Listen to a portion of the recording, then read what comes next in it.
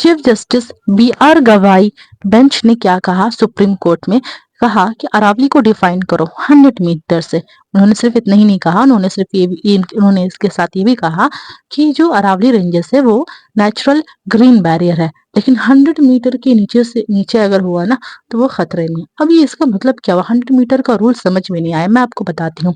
22 नवंबर के दिन supreme court में बी आर गवाई बेंच ने क्या डिसाइड किया, एक फैसला लिया। ये डिसाइड किया कि जितने भी अरावली रेंजेस में जितने भी पहाड़ है 100 मीटर के नीचे हैं, 100 मीटर यानी 90 के नीचे है, 90 तक में है, उन पहाड़ों को आप माइनिंग करके और साथ ही साथ बहुत माइनिंग करके डिफॉरेस्टेशन करके काट सकते हैं। अब देखिए 100 मीटर से अगर काटने के बाद आता है तो कुछ लोगों के दिमाग में आशंका आ रहा होगा, ये सोच रहे होंगे अरे ये तो हो सकता है 2-3 पहाड़ कटेंगे, लेकिन 2-3 पहाड़ नहीं कटेंगे भाई। कहा जाता है, साइंटिस्ट का मानना है और बहुत से ऐसे इन्वायरमेंटलिस्ट और ये प्रूवन भी किया गया है कि 90 से 93% ऐसे पहाड़ हैं जो 100 मीटर से नीचे है, 100 मीटर से नीचे की ऊंचाई में। और वो सारे पहाड़, अब आप सोच रहे होंगे कि मामूली नहीं है। उन सारे पहाड़ों में जो नीचे नीचे वो फॉरेस्ट से कवर्ड है, प्लांट से कवर्ड है, जिसमें जिनमें 300 से भी ज्यादा स्पीसीज पौधे पाए जाते हैं अलग अलग तरह के, जो कि बायोडाइवर्सिटी का एक तरह से रोल करते हैं। ना कि सिर्फ पौधे पाए जाते हैं, प्लांट पाई जाती हैं, जबकि 200 से ज्यादा बर्ड्स है और लीपर्ड्स है और भी बहुत सारे ऐसे।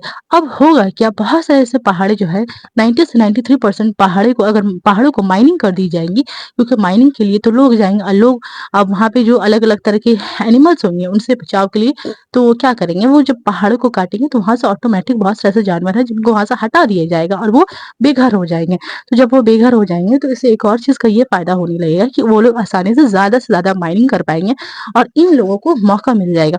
अब 90 से 90 ये जो रूल आया है ना, इससे क्या हुआ कि अब ये नहीं तो अब लोग कहेंगे कि अभी कहाँ कोई काट रहा है, अभी काटा नहीं जा रहा, लेकिन इसकी जो सुरक्षा था ना, इसकी जो प्रोटेक्शन थी वो तो हट गया ना। अब तो ये अनसेफ हो गया, इसे कभी भी काटा जा सकता है अपनी फायदे के लिए। अभी कौन काटेगा, वही लोग काटेंगे जो सस्टेनेबल का एक जो ढोंग लेकर के चलेंगे कि हम लोग सस्टेनेबल तौर पे माइनिंग करेंगे और हम लोग रोजगारी देंगे। लेकिन रोजगारी के नाम पे ये कुछ नहीं है, बस कुछ पैसे दे देंगे जो जिससे आपकी थोड़ा बहुत घर तो चला जाएगा, चल जाएगा मजदूरों की।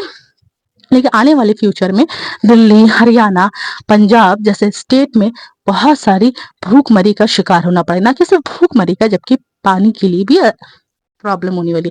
अस्सलाम वालेकुम, मैं हूं नाज।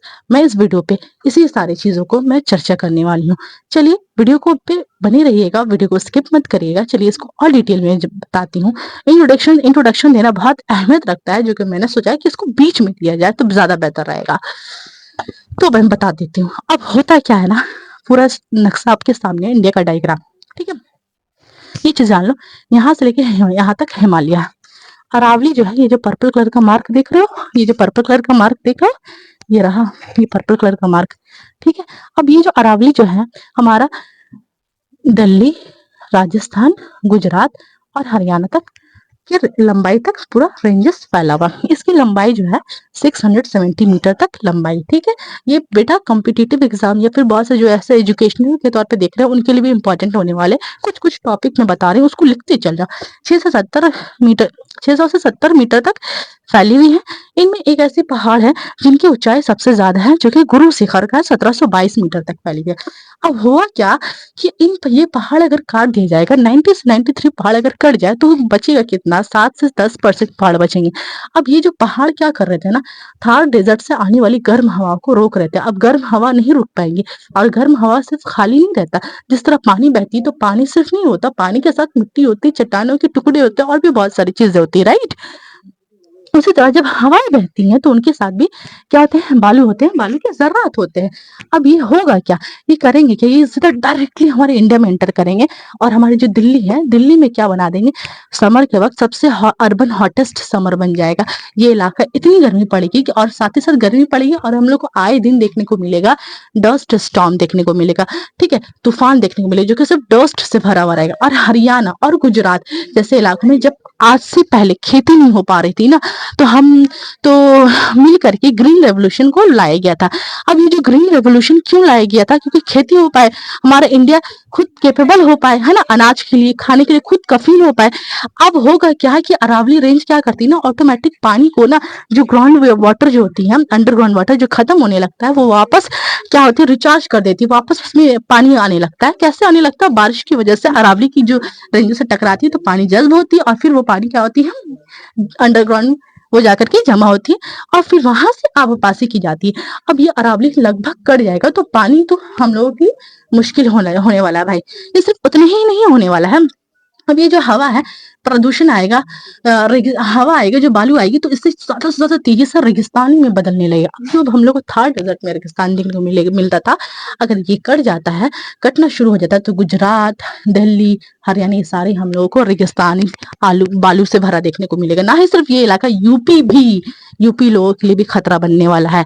तो यूपी लोग, आप अपनी आवाज को बुलंद करो, हरियाणा और गुजरात भी मिल करके, ताकि अरावली की प्रोटेक्शन हो, अरावली की सेव हो, है ना। ये जो प्रोटेक्शन जो बोला जा रहा है ना, 100 मीटर, ये हटाना है भाई, किसी भी तरह से नहीं चाहिए हमको 100 मीटर। पहाड़ रहेगा, कटना नहीं चाहिए, बस इतना दिमाग में रखो।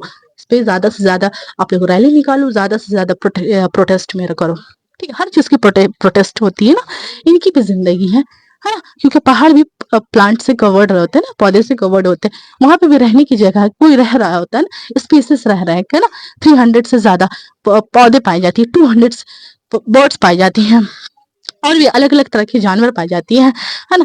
अब ये हाँ, बालू जो है डायरेक्टली ये जो हिमालय रेंजेस है, देख रहे हो, ये मेरा हिमालय, ये जो मैं डॉट डॉट कर रही हूँ, ये मेरा हिमालय, ये जो हिमालय रेंजेस है, वो डायरेक्टली बालू टकराएंगे, टकराने के बाद क्या होंगे, हिमालय में क्या होते हैं बाबू, वो तो सिंपल सा बात है, वो ठंड इलाका होता है, बर्फ से ढका हुआ रहता है, तो बर्फ क्या होता है, पिघलने लगेंगे। जब पिघलने लगेंगे तो आसपास के जितने इलाके हैं ना, वो फ्लड का शिकार होंगे। सबसे नियरेस्ट बिहार हो गया, यूपी हो गया, तो भाई आप लोगों को फ्लड का शिकार हो सकते हो फ्यूचर में। अगर अभी प्रोटेस्ट नहीं किया तो अभी बहुत जरूरी कर लो, ठीक है। अब मैं आपको यहाँ तक इतना तो समझ में आएगा क्या है। अब मैं आपको बता देती हूँ कि इसके खिलाफ कौन है, एनजीओस और इन्वायरमेंटलिस्ट लोग खिलाफ, और हम जैसे लोग इसके खिलाफ है, हम लोग प्रोटेस्ट कर रहे हैं। कुछ लोग वीडियो के माध्यम से कर रहे हैं, कुछ लोग अपनी अलग अलग तरीके से कर रहे हैं, कुछ लोग रैली निकाल के कर रहे हैं। अब आप जानते हो कि आपकी क्या सोर्स है और आप किस तरह से कर सकते हो। वीडियो को शेयर करिए ज्यादा से ज्यादा, ताकि हमारी जो अरावली रेंजेस है उसको बचाया जा सके। जैसे कि मैं ऑलरेडी सारी चीज कवर कर चुकी है, आई थिंक मैंने कुछ किसी भी चीज को स्किप नहीं किया। चलिए, कंप्लीट होती है, लाइक करिएगा, stay safe, be happy with yourself, thank you, have a good day.